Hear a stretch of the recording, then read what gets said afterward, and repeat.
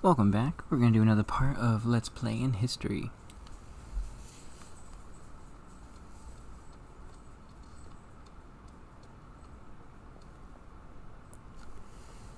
Alright, let's see if we can do this part now. Slinging some hot, fresh parchment blasting tech here.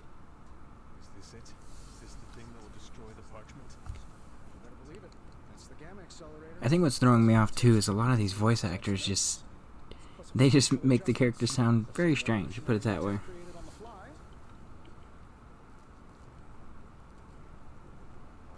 you sure it will work?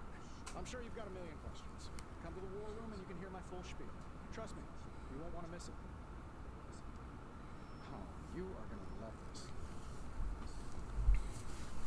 Ooh.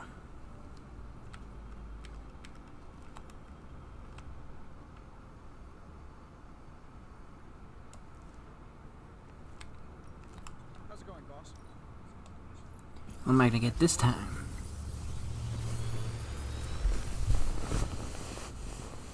How's that for quality workmanship? If this thing behind me turns into a giant gateway to ancient Stink of Fear.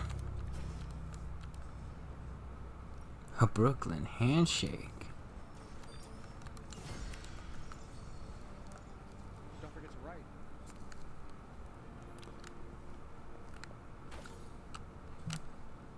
Alright, who do I have to talk to? I gotta talk to Wolverine. Well, after I pump some iron and stuff.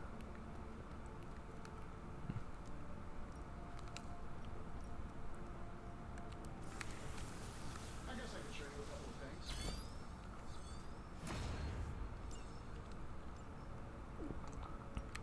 Let's do this. Whose ability? Can I upgrade Eviscerate? I can. Not everyone wants Ooh. advice, but they're gonna. Let's do that. All right then. Only reason to listen to Tony is to get directions to the rap party. You believe the cause is lost? Didn't say that. Did not say that. But you're not here just for me to talk about the game A few times. and play the game. You're here to learn about Richard Milhouse Nixon, aren't you? You have a healing factor.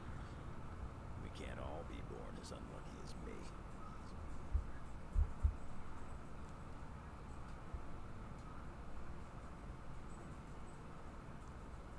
Lilith has marked us all. I'm tempted to say our fate is in her hands. Fate. The other F word. Scoff if you would like. Lilith believes in destiny. Problem is, we believe in our own destinies too. You sound like Steve. My words are my own, not Captain America's or Lilith's. Steve's a good thing. Especially with what we gotta do. One thing we can agree on. Hell ain't coming. Hell is Ain't that already right, Wolverine? So Richard Milhouse Nixon gets elected as the President of the United States of America. Just flat out dominates.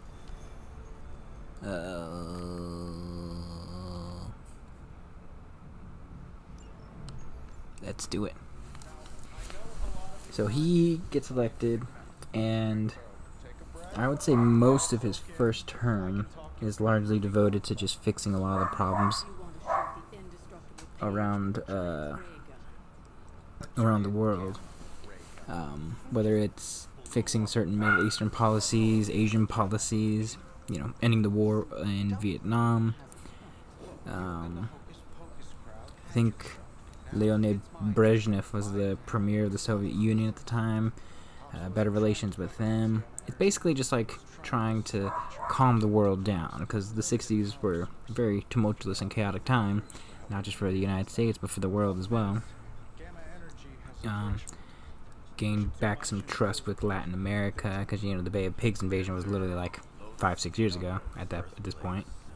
and the last time someone And largely just trying to put some ease with the conflicts that were happening. if I can channel it through my accelerator cannon, that gamma And stateside, domestically, he's trying to improve the economy. Yes, he does get us off the gold standard, mind you.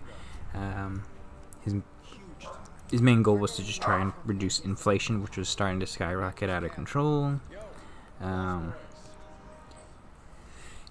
Whatever he did, it ultimately worked, reducing inflation to at least to a certain degree, which actually helps him win his re-election bid greatly. He also tries to put forth a lot of, ironically, deregulation and decentralization of certain government policies, which I always end up finding pretty interesting. He wanted things to go back to the state and local levels, although he was always stopped numerous times, repeatedly, at the congressional level. Not to mention NASA, yada yada yada, all that stuff. We land Neil Armstrong on the moon, Buzz Aldrin, all them. I always forget the third guy. That's basically just his first term in a bit of a nutshell, if I'm going to be honest. It's basically just him trying to calm the minds of people and individuals to try and make things a little bit better.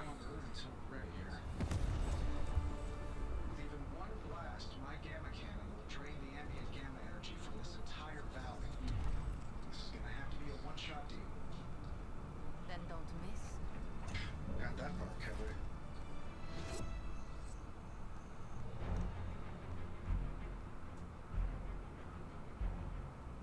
This is by far the worst plan I've ever been part of.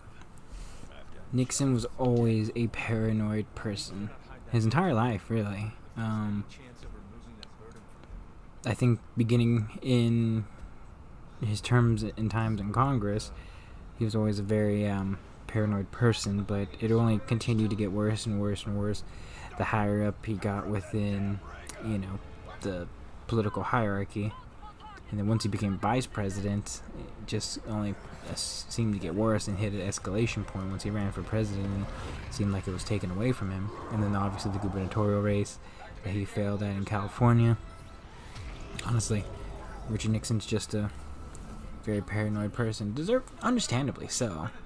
I think he understood what Eisenhower meant in a lot of ways when he said the military-industrial complex and the direction that was going to be going to. I think he was very, very sketched out about a lot of the things. So it's no wonder that he always recorded all his things. Was always trying to use what power and influence he had to defeat all the movie control the divide. Okay.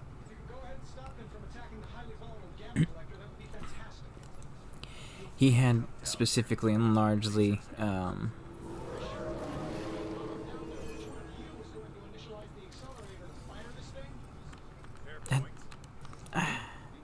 he basically just lost his mind. That's kind of the only way that I could even explain it.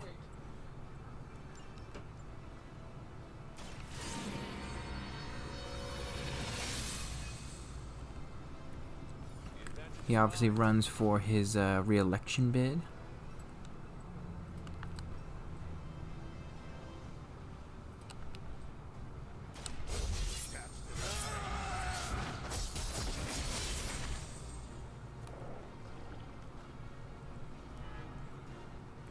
And because he's so freaking, paranoid about everything, he ends up doing what we historically know as the Watergate scandal, which he basically spies on the Democratic Party headquarters to find out specifically what they're going to be doing, saying, and, just their general strategy overall. Which I always find deeply fascinating, personally, because if you looked at polls even then, he was going to win. He was going to win by a pretty decisive margin. It wasn't like, oh my god, Nixon's going to be losing in 72 and they're going to be doing all these weird smear campaigns and whatnot. It's like, no, okay. No, actually, quite the opposite. He was going to win, but the paranoid delusion that he ultimately was going with, and I think he ended up being baited into doing the Watergate scandal, if I'm going to be honest. I know there's some some books that basically made it to believe that, you know, so everyone was out to get him, or made Nixon believe that everyone was out to get him. But you know, there are certain things that you know, they do from 4D chess in order to actually get him to basically break into the Democratic Committee headquarters to investigate what was going on, what their plan was. In which case, you know, people want to call the establishment, deep state, whatever you want to call it, doing everything they can, which ultimately leads to his future impeachment. But that'll be a little bit later. Getting real tired of running into you, Creed. Maybe it's time I cut off your feet. Mother would just get me.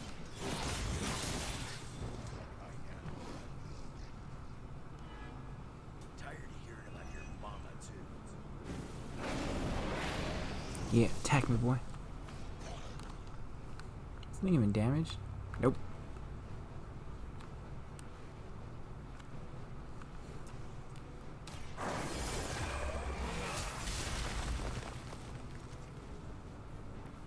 Crude, but effective.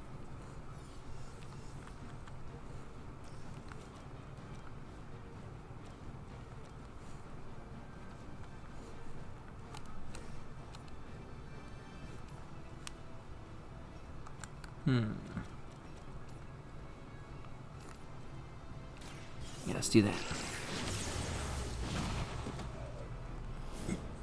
That must have taken practice. Card play refunded. Nope. Okay.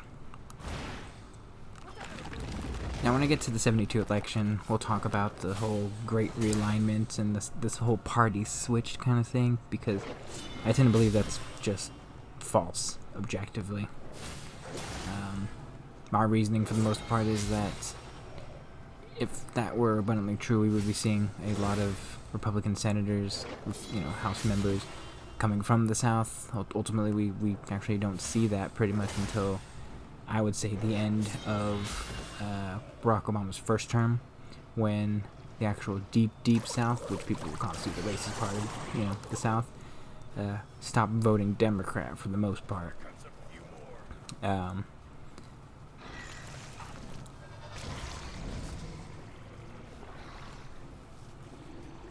Ooh.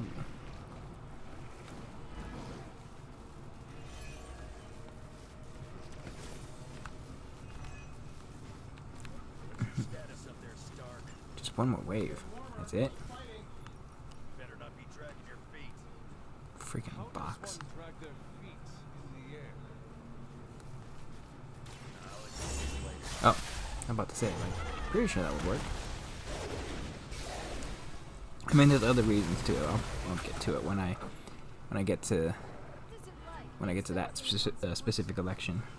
But we're here just to talk about 1972 and what ends up happening.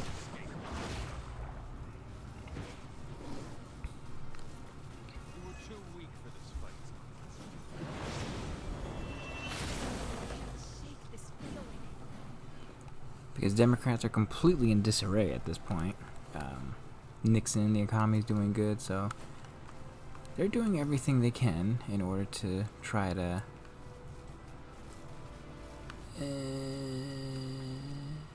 bit of an overkill for all these people.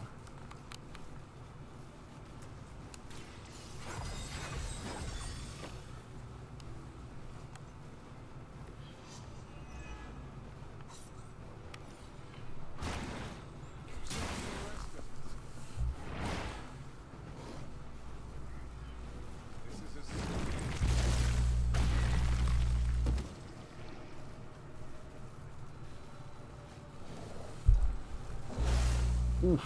Hopefully it survives. But he's going against George McGovern again. Again, McGovern's an interesting one. Very interesting one.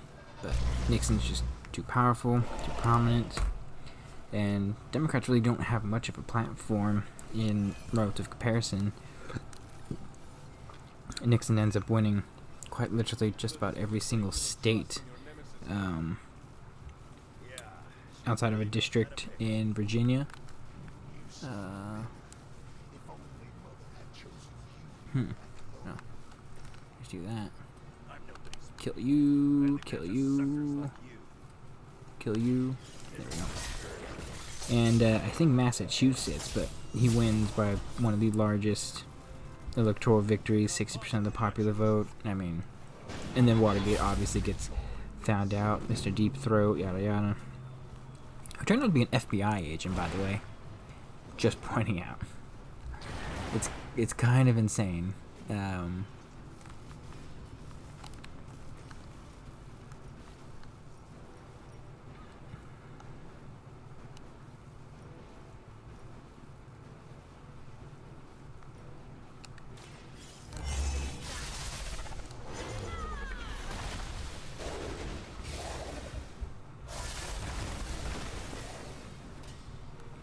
But largely, he just he dealt with it, tried to govern accordingly. This leads to, you know, not a lot of people trusting or believing him, and he's just completely off-putting in a lot of ways. He does a lot of press conferences left and right, but ultimately, you know, the nail's in the coffin, unfortunately, for Mr. Richard Nixon. He got outplayed ideologically and politically, and then he famously leaves and resigns before getting impeached, and leaves on the White House lawn, yada yada, his fingers in the air. Also point out too, Gerald Ford, the one we're going to be talking about next, was installed as his vice president, primarily because they kind of knew this was going to happen, at least to a certain degree. Knew enough that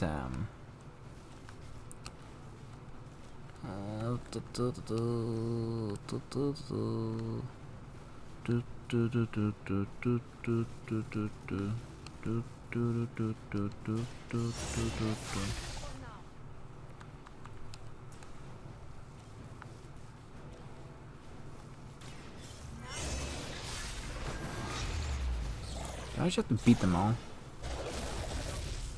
Oh, I thought I was going to be able to hit them all, but I guess not.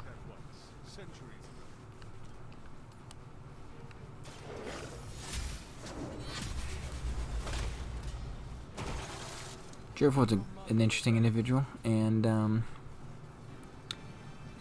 also because of the issues with Spiro Agnew, who had gone into some, let's say, trouble, which basically gives them the opportunity to put Gerald Ford in. Nixon left. He left. He gets pardoned by Gerald Ford. Nixon gets sick actually right after he leaves office. Something with his throat. I think it's something with his throat. I'm not quite sure, but he had to get operated on, and basically just after he gets healthy again, he just tries to live a normal life outside of the public eye. And pretty much just does whatever he can to try and improve his image. Does the interviews with Mr. David Frost, which is made into the movie Frost. That was a Best Picture nominee. And while I probably didn't, it helped him a little bit. I don't know if it helped him overall, but he was paid a lot of money to get it, but and I think he garnered some sympathy from those interviews, but ultimately I think the consensus probably would be it wasn't the best look for Nixon overall. He looked just paranoid and completely remorseful for the crimes that he committed. He actually ended up getting disbarred from New York because of the Watergate scandal, mind you. I mean, people were very, very not happy with him. American diplomats, prime ministers wouldn't even meet with him or anything like that. He ends up publishing a memoir a couple years later talking about this, and it just it was difficult, you know. I mean, he still had some support, specifically in China. The Chinese delegation wouldn't meet with Jimmy Carter, who would become president in 78, 79, unless Nixon was there. and ultimately he just retired from private public life. Honestly, ends up supporting Reagan. Ends up just doing speaking tours for the most part, and I think him just leaving the public eye, and just doing writing political papers, etc., definitely helped in a lot of ways. Creates the Nixon Library. Unfortunately for him, his wife Pat would die from cancer eventually. Ooh, he's a big boy.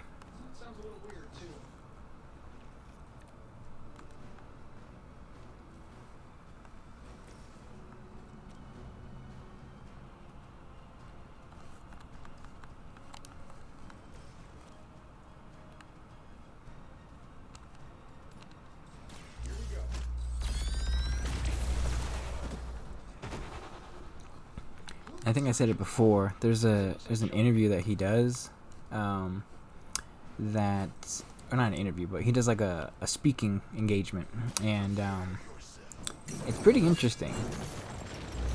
Just his mannerisms, the way he talks and communicates with the people there. He understands very well what his legacy will be, and it's very. I find it interesting when people kind of know how they're going to be remembered, positively or negatively. For him, he knows it's going to be very negatively in a lot of ways. And I think I watched that, and I just remember thinking to myself,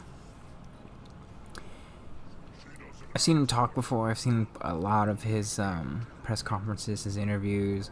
You compare him to when he was at Watergate, explaining I'm not a crook, to that particular interview or that particular speaking engagement, and I just remember thinking he's done. He's just accepted it. He's not going to try and change history and how he's going to be remembered. He's content. He seems at ease with a lot of things that have happened in his life. Many things that he is very remorseful for, obviously, but certainly just things just didn't work out for him, and he's not gonna, cry over spilt milk over what ultimately ended up happening. Ooh, the Hulk is mad.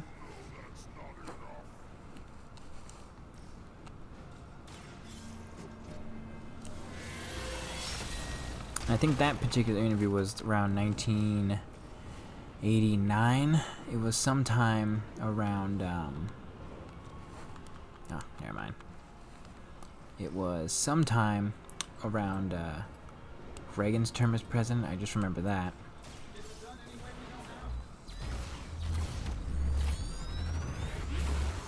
Was it Reagan or was it Bush?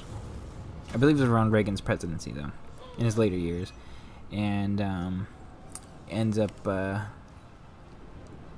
don't know why. I think that particular speaking engagement when he's speaking at a university really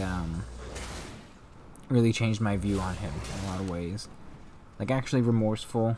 I think he actually did want peace and wanted to be remembered very positively. He didn't try and drag us into wars. He tried to drag us out of wars. Even if it was for political gain,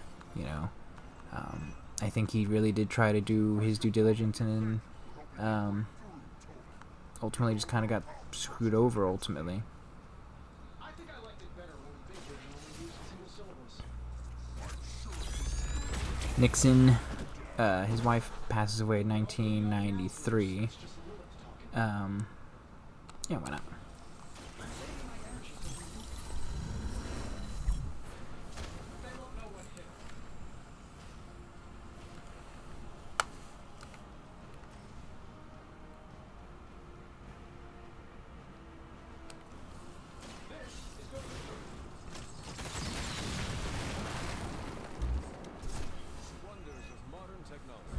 Uh-oh, he's very mad.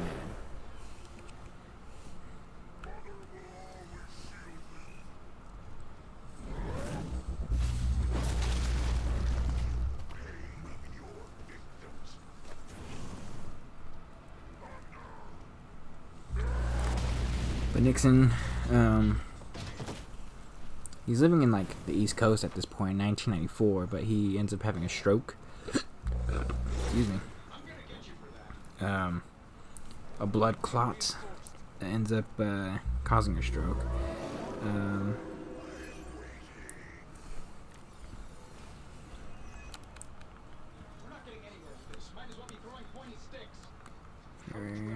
Just have to survive. That's all I have to do. As is not reassuring.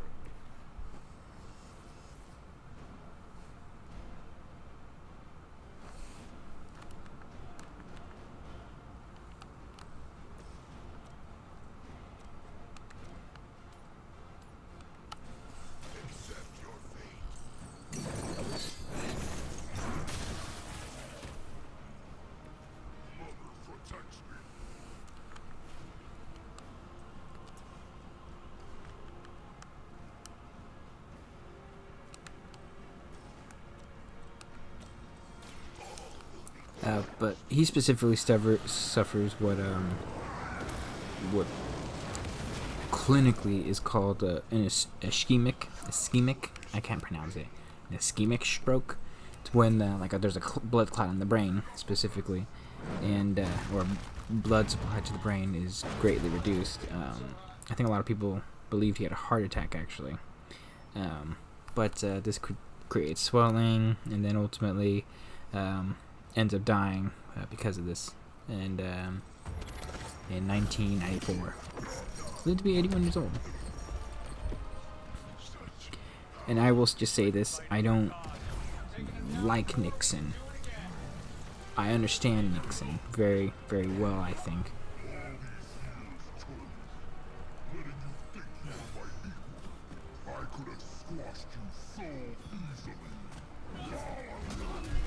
And I think he's one that's just not going to be looked at very, very fondly historically. And it is his fault 100%, don't get me wrong. It's also fair to say that it's just difficult to...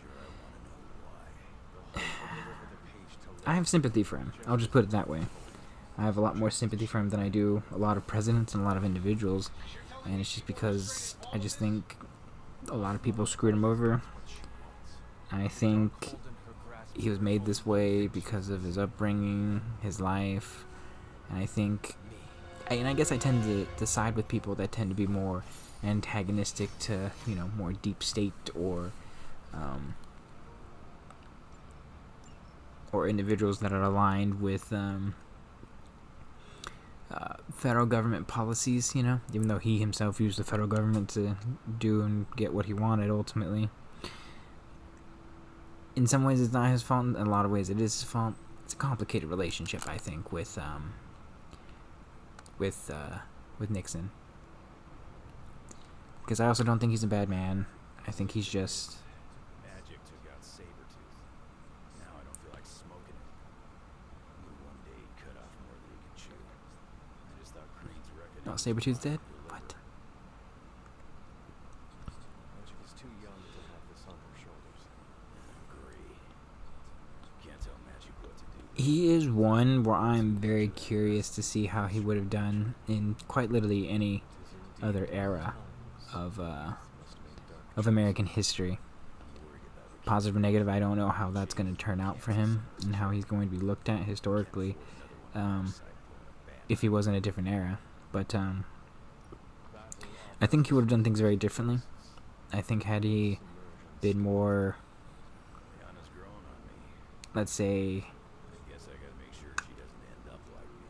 confident in himself, I think he would have turned out much better. And I think his legacy would be looking much better than it ultimately is.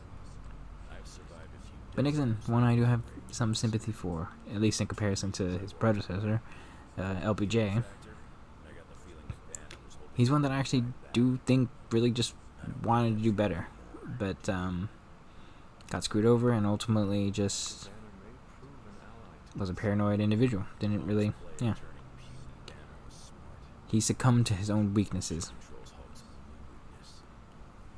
The part that was on our side. And real quick, I'll talk about the next president in our long line of presidents.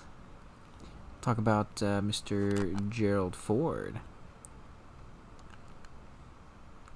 Why do I have to go all the way over here?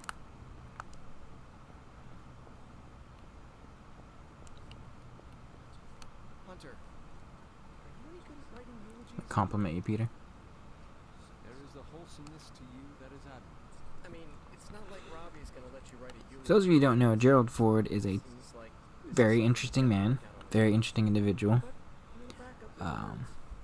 President number 38 in the long line of presidents we've had in this country, and one who I personally believe is actually someone whose life outside of the presidency is actually a little more unique and fascinating than his actual time in as the president. But just such a by-the-books numbers dude. Like, there's nothing special about him. He doesn't do anything crazy. He just does whatever the government wants him to do and the people want him to do. Not the people, but, you know, the federal government wants him to do. He's a complete establishment kind of candidate, kind of individual, you know.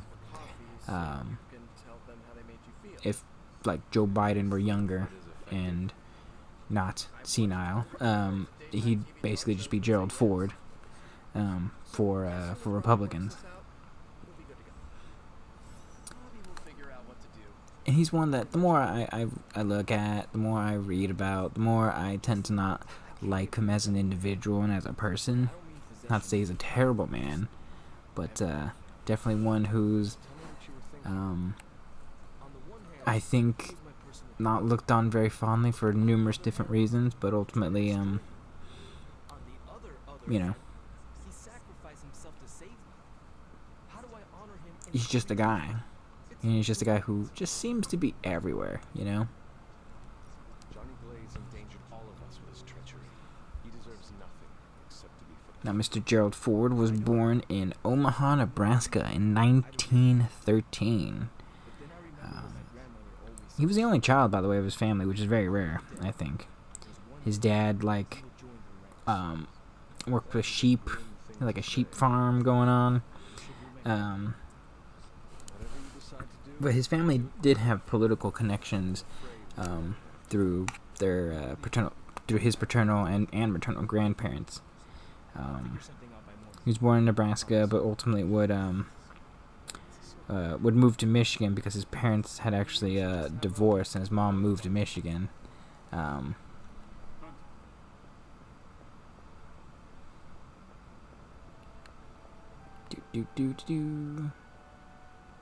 What is going on here, ladies? Seriously, what is going on there? Enough, Tony. We tried and we failed. Time to admit we might not have. What is going on, people? We needed to act, and that's exactly what I did. Yeah, okay, the plan didn't work. Talk to me, Tony. What's going on? If that doesn't work, I'll try again and again until I win. You know what I meant. Another little tidbit too. Gerald Ford wasn't his birth name, by the way. Listen to someone. I believe it was King. It was his mom remarried to this guy, ironically also named Gerald Rudolph Ford, who owned a painting company, and not really adopted him legally, but adopted him affectionately, and then Mr. Ford changed his name to Gerald R. Ford, which he sufficiently changed when he was in his 20s. That is not what I am saying. But you're thinking. And from that marriage, he had like 3.5 stepbrothers and sisters. Very interesting life with Mr. Ford, I'll put it that way. Goes to high school, is a star football player. And I'm talking about an actual star football player. Ends up getting into college at the University of Michigan, where he ends up playing both center and linebacker. When I mean a great college football player, I'm talking about he's like an actual All-American football player. And when I mean All-American, I'm not talking about like no, he's actually on All-American list for basically just national teams of the best players in college football, kind of national title player.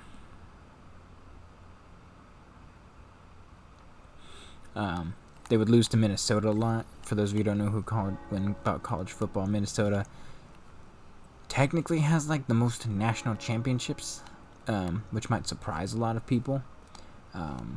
But this is like most of their national championships came before like 1930, and in this particular era, he's going against Minnesota and getting his butt kicked a lot.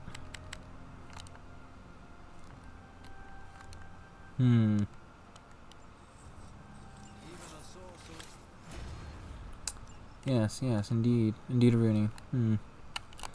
Let's talk to Pete. What's going on with Pete? I've been thinking, Hunter, and have come to the conclusion that we need a theme song. We do? Yes. It's practically a two-person team here, and I think this is the natural next step in our friendship.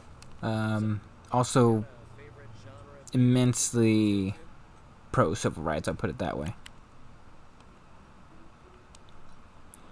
I mean, his best friend was this guy named Mr. Willis Ward, who was a black player on Michigan, which this whole situation came up because Georgia Tech didn't want to play Michigan because they had a black player on the team, and he took offense to that and basically threatened to quit the team because of the response to the university, and only relented because Ward's like, hey, don't let these racists stop you.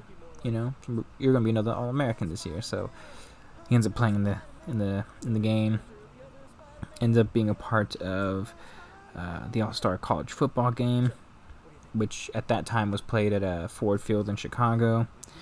But ultimately, he didn't see anything, futuristic in terms of potential jobs that he would eventually end up taking. Ends up leaving football, studies fully at Michigan to become an economics major, graduates in like 1936.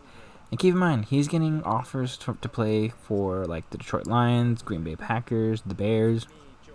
He's getting all the nominations or all the jobs, but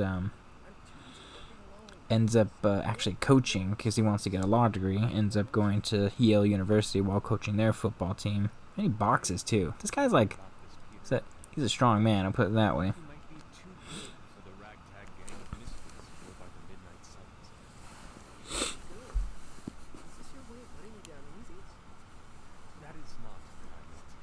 Also, I read something that he modeled as well. Like, he's a very good-looking man in his youth. Not to mention a football player. I mean, it's a lot of things that are going to be going good for him. Grew up Republican his entire life, too, by the way. Early on in his future potential political career, he's supporting Wendell Willkie when he's running in 1940.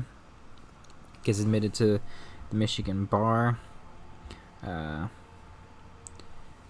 Goes to war right after because World War II's around this particular point in time. As a Naval Reserve officer.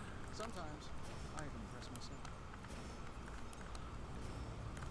Power slash.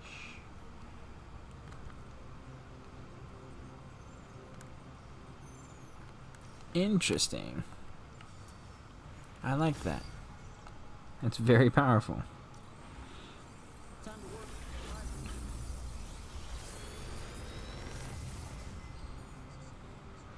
This is some of my best work.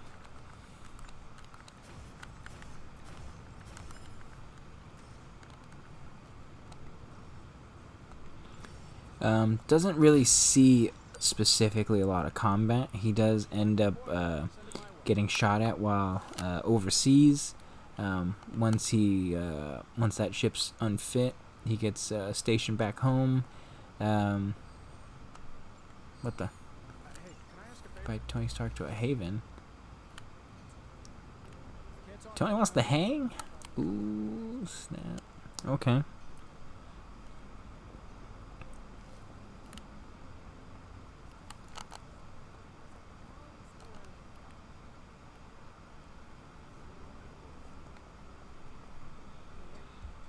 Our time to stop Chthon is running short. At this point, I'm willing to try just about anything. So, if you have any bright ideas,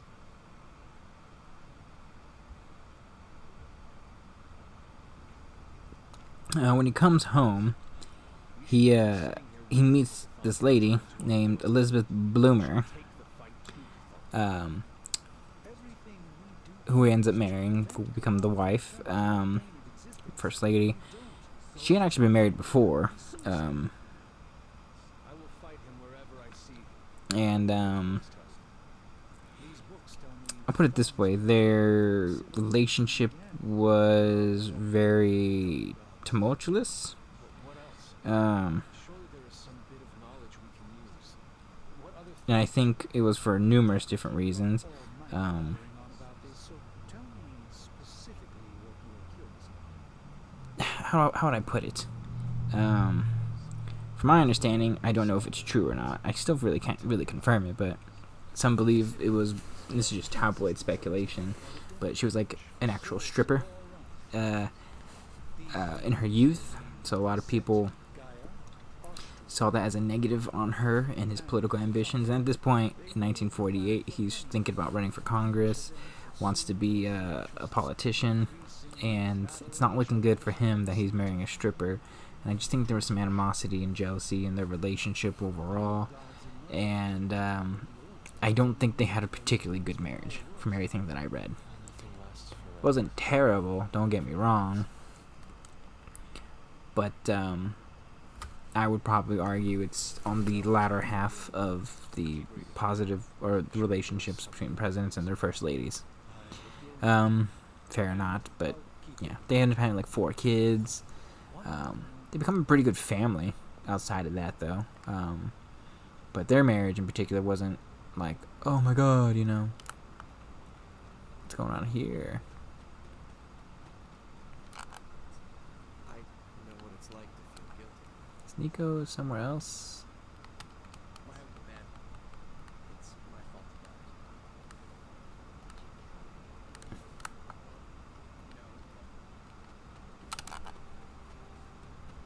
Where the heck is everyone?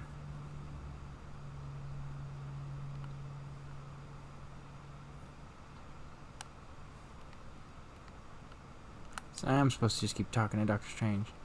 This is BS. Was Chthon always this monstrous evil from the very beginning? There was always And Michigan's a flip-floppy state at this point, but for the most part, they tend to vote red. He runs for Congress in 1948. He's basically going back to the isolationist policies, what people would constitute as, you know, very American policies. That Chthon was banished to another realm. And there he waits, ready to return when the opportunity presents itself. Like But ultimately, he ends up getting in. I'm always dubious about people who get into politics immediately and get like a whole bunch of subcommittees and committees that they end up getting put on. You know, he's, by definition, some people would say he's like a conservative, yada yada yada. He's not a conservative Republican. He's at best a very progressive, moderate Republican in terms of how he votes for the most part. And he ends up being a House member for a very, very long time. Never wanted to run for the senator ship. He wanted to become the Speaker of the House, actually.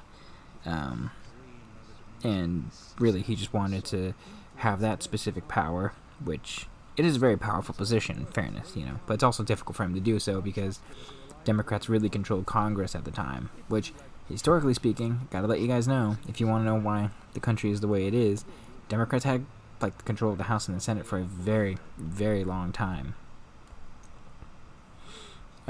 He's also a part of the Warren Commission, wink wink, that was supposed to figure out and find out and investigate the assassination of John F. Kennedy. Ford ends up winning his seat for like the next almost 20 years basically. Ends up becoming the House minority leader for the next decade, from LBJ's term as president to the end of Nixon effectively. I hope you're right. And I'll keep it.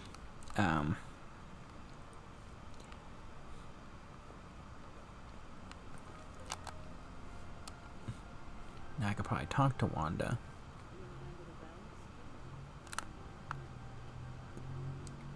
Yeah, now I can talk to her. Robbie, need ice? Do you think what Peter said is true?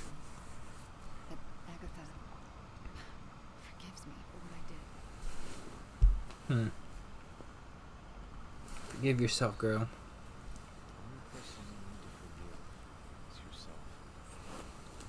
Forgive myself for murdering someone I loved. You know, it all starts with you. Before you can change the world, you gotta change yourself. It was not your fault. Of course it was my fault. It's always my fault. If I had learned to control my powers better, she would be here today. And I hate these books that are like, oh, he won a bunch of friends, gained a lot of allies because of his strong leadership in the House. And it's like, no, dude, he's just a part of a whole bunch of different committees and had a bunch of connections and pull that he accumulated over time that he used to really get a lot of what he wanted, or at least somewhat what he wanted. To me, he was a completely politician and individual. You think I'm as dangerous as caretaker? I wouldn't trust him at all, and I would probably be someone who probably would have voted for Jimmy Carter, to be honest with you, in 76. Agatha was all caretaker had. Her life. She sees you taking. And to be honest, he's a weak minority leader because they don't win the House. He's not as strong as people make him out to believe, but he's in that position for a reason, you know, because he's got connections and pull, you know. He actually was going to try and make one more push, I believe, in 76 to become the Speaker of the House, but then, especially because Nixon's popular and they win a rousing sweep in the presidency, but ultimately what ends up happening actually is Spiro Agnew, let's just say he gets into some shenanigans, and then this leads to, how am I supposed to talk to you? Oh, that's where they're at. This actually leads to them proposing that Ford become the vice president, because it became abundantly clear that there's a strong likelihood that he's going to end up getting impeached soon. That's why it's the best part. Hey guys, I know you probably don't want to hear this, but we need to start stepping up. I don't understand. I thought the Avengers were supposed to be like the greatest superhero crew on Earth. I thought they were. And he's basically just the vice president for about a year or so, a year and a half or so, when during the entire Watergate scandal. Why so hard on them? They're doing their best.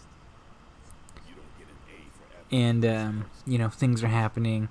Ford knows a lot of this, what's going on. He knows there's tapes. He knows what's going on. He's not naive or completely dumb to the situation. So, guess you overheard our conversation. Some of it. Ultimately ends up getting sworn in once Nixon resigns and becomes the next president of the United States of America. Also becomes the first and currently the only president to actually assume the presidency and ascend to the presidency Now it's our turn to screw it up. without actually being elected to the presidency or the vice presidency. Because at least John Tyler was elected as a vice president. Ford was just installed post Spiro Agnew, post the election of Richard Nixon in 1974. He's the only one to actually do that, and barring some weird shenanigans going on, he's probably going to be the only one to do that for a very long time. He ends up nominating Norman Rockefeller, prominent Republican at the time, and a real, just not a good person. It's either him or, at this point, because this is where we're at in history, H.W. Bush as his vice president. Some people were thinking and putting along Henry Kissinger. I need to do a general mission.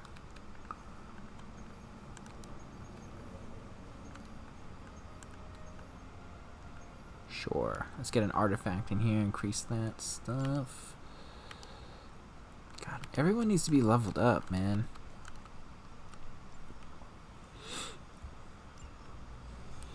And he had a lot of opposition against him, Ford. Barry Goldwater's not a big fan of him, put it that way. First thing he does immediately is pardon Richard Nixon, like not even 3 weeks into office.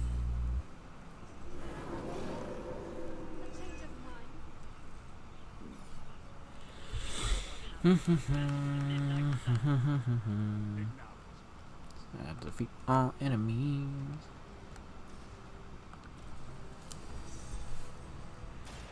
And that probably hurt him more than anything, because even if it was fair, it was something that was certainly not a popular thing to do, and pretty risky, and just a bad political move, which honestly just goes to show me at the very least that he didn't have a lot of, I guess,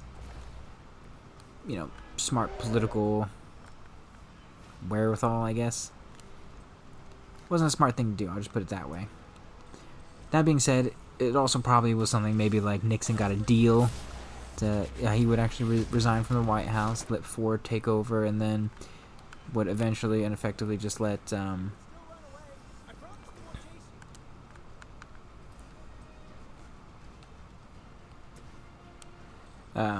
let Ford take over. So it might have been like a quid pro quo kind of thing.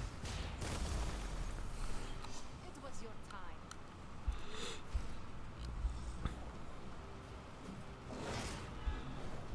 And I think he's basically just for the next 2.5 years just dealing with pretty much everything. He inherits Nixon's cabinet, deals with the wake of the midterm elections, which in 1974 they lose like 50 seats.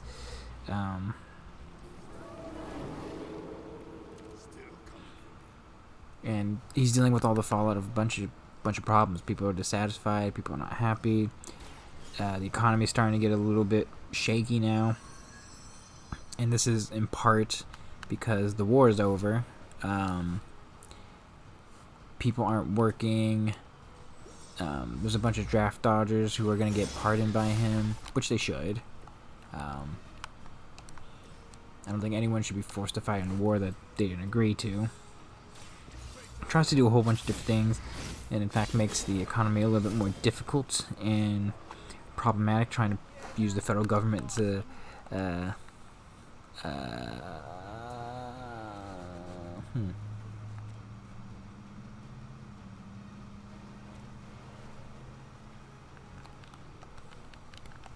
see if I can get something small. I don't need anything crazy.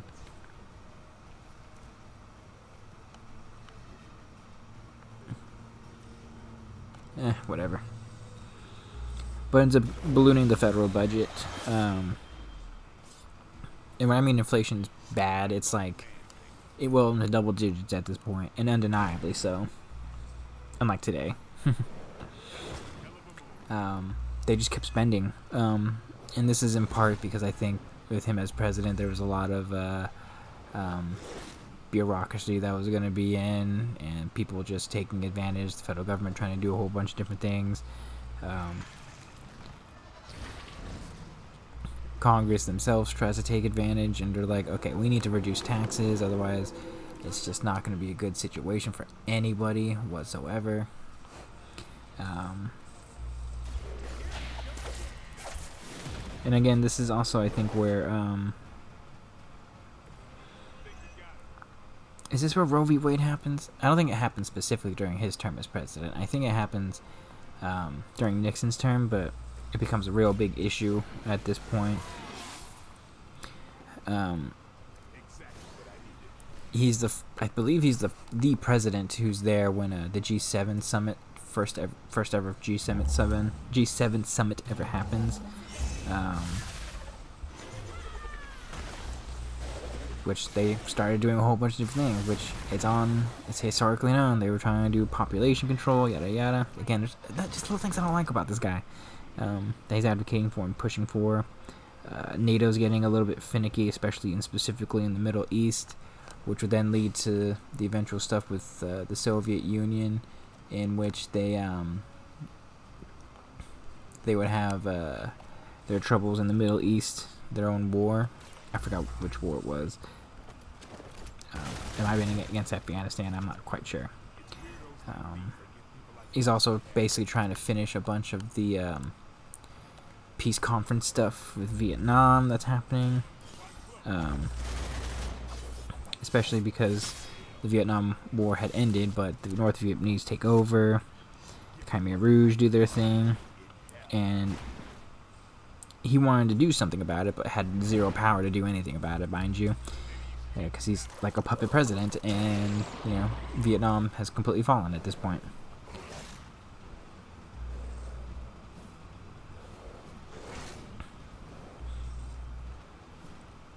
Little tidbit too, he's also had an assassination attempt on his life twice.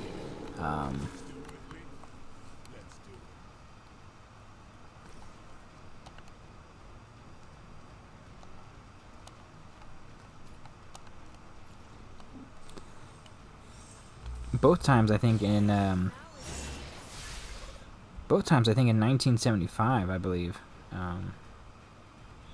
Secret Service really upped their game from that point on.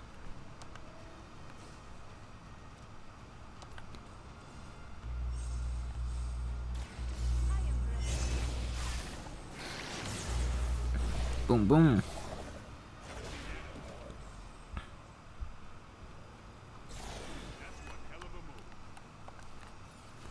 I mean, his one term as president's it's just chaos encapsulated. It's really the only way to put it. Whatever.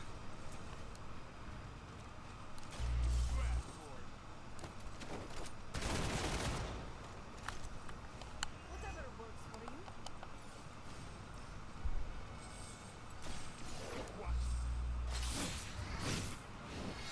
Now we're going to look at the 1976 election. Because he runs for president. He didn't want to, but Republicans really didn't have a lot of options or choices. I mean, quote-unquote choices. They didn't want Reagan. They thought of him just too conservative. Barry Goldwater's too old at this point. HW is like their guy, to be honest. But he just doesn't have the support in comparison. So he ends up running, going against Jimmy Carter. In I think the second ever televised presidential debate that actually happens.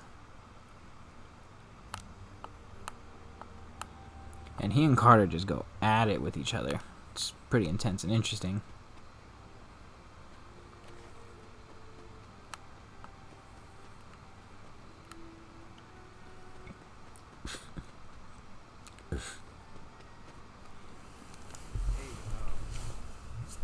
Thanks for coming, everybody. I know we're all stretched thin on the nose. I think a lot of people saw him as like an establishment kind of candidate. I think a lot of people had issues with him in terms of how he ran things. Obviously, Republicans are not popular, and a lot of people ironically see Jimmy Carter as like they see, you know, Donald Trump, for instance, where they see him as like an outsider, and see him as someone who might actually make a difference and someone who's just different, you know. Ford just didn't look frazzled. He just didn't want to be there, honestly. Thanks, Logan. And if I'm gonna be completely honest, Ford probably could have won it had he actually campaigned, tried, and wanted to do it, but I don't think he really wanted to. The election happens, and Carter ends up winning the popular vote by like 0.2% or something like that. Gets 290 something electoral votes versus Ford's 240. The big one for Ford was he lost a lot of the Northeast, and Republicans are starting to lose a lot of the Northeast. In particular, he lost New York, Pennsylvania, Wisconsin. You know, he lost a lot of that area.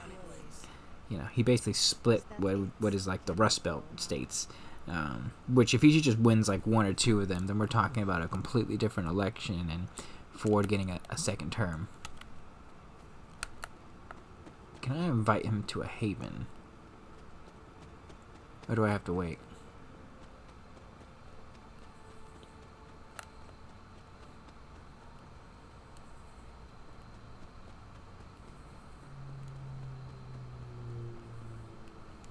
Where is Tony at?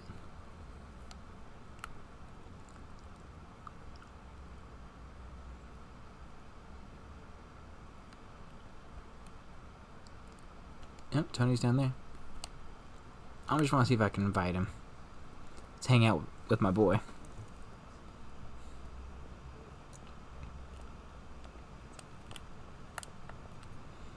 Can't talk right now. Health problem isn't going away on its own. Okay, fine then, Tony. Just gonna go to bed. But Ford loses, leaves office. He's just like, I'm done. I'm retiring.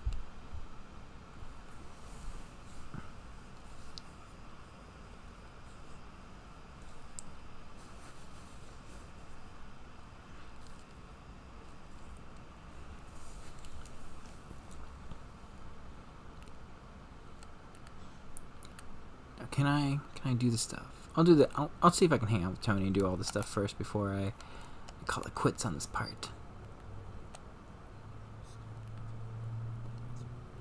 Pull up a stool, Hunter.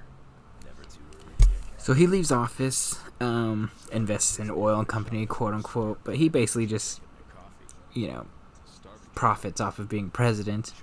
like sweaty gym socks. Let's just call it how it is. If we're headed to Transia, Ends up getting a lot of money because of that. 24 days. Hard to tell. Enough to where he doesn't have to work for the rest of his life. This group does not waste time. We will strike at Hydra and Transia quickly. And pretty much just chills. Does all the things a president does. He's really okay with retiring. Strongly considers a run for the presidency in 1980. Mainly because I think he just wants a rematch with Jimmy Carter, but it's just not happening.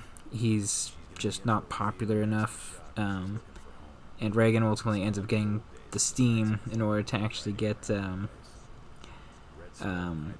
become the president. Although Reagan, I think, does consider Gerald Ford to be a vice presidential candidate. There is natural beauty there. We can still save the country from the destruction brought upon it. We go smash Hydra, and while we're there, we'll plant some trees. Sounds like a plan. Looks like the others are gathering now in the war room. Yep. Now, for the next, like, pretty much 20, 30 years after that, before his death, he ends up just, you know, putting his finger on the pulse of politics. He's not completely out of it. He's writing a bunch, writes letters to various different world leaders. Actually, at one point, he testifies before the Senate Judiciary Committee for a justice, I think, that Reagan's trying to get in place in support of Reagan.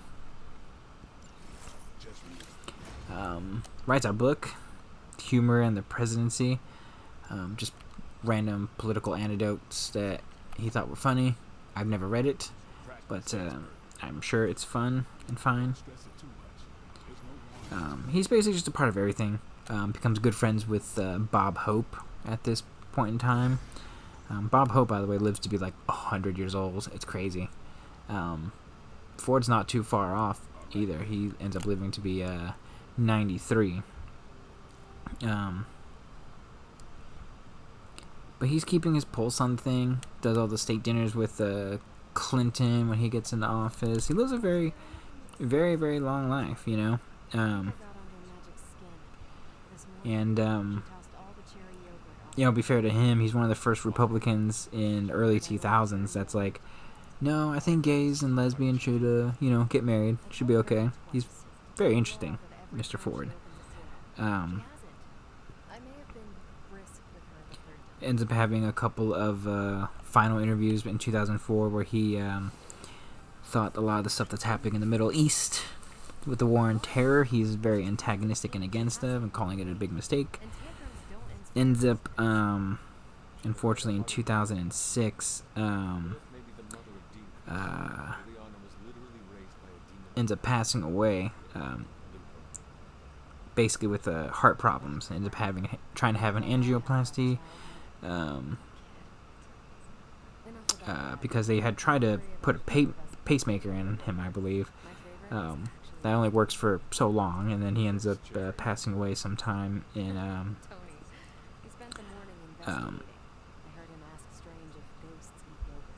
God, when did he die? I think he died actually pretty late, December of 2006. God, he lives a very, very long time. Hey, can I ask a favor? Okay, that's good. Thanks, Hunter. That was a lot of people here. Alright guys, we're gonna end this part right here. That's basically Gerald Ford, a very complicated president who I'm not gonna look on very fondly. It's just simple as that. We're gonna continue on with Jimmy Carter soon. Until then, like and subscribe, and God bless.